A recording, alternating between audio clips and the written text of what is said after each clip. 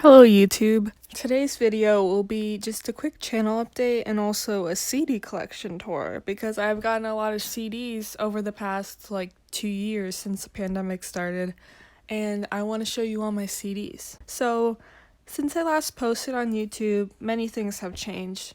For example, I turned 16 in March, I moved in April, and had school exams in May. Now, my school ended in early June, so now I am available to create more YouTube content without having to worry about homework or other school-related things.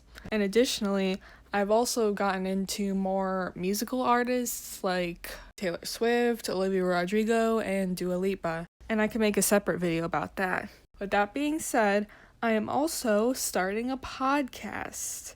So my podcast is called The Afterglow, a Taylor Swift podcast, and the trailer is already out on Anchor and Spotify. Anchor is the app that I use to create my podcast, and I will link that in the description below. In the future, I am planning on uploading YouTube videos and podcast episodes every Friday, so stay tuned for the announcement of the release of my podcast. Without further ado, here's the video. So here I have Taylor Swift's self-titled debut album that came out in 2006. Next, I have her second album, Fearless, that came out in 2008, and Fearless Taylor's version, which came out in 2021. Next, I have Speak Now, which is her third album that came out in 2010 and also happens to be my second favorite album of hers. I also have the Speak Now World Tour, both the DVD and the CD, which I'm assuming is from 2011. Next, I have her fourth album, and also her next re-recording, Red, which came out in 2012. And Red, Taylor's version, will be coming out November 19th, 2021. Next, I have her fifth album and her first official pop album, 1989, which, surprise, did not come out in 1989. It, in fact, came out in 2014.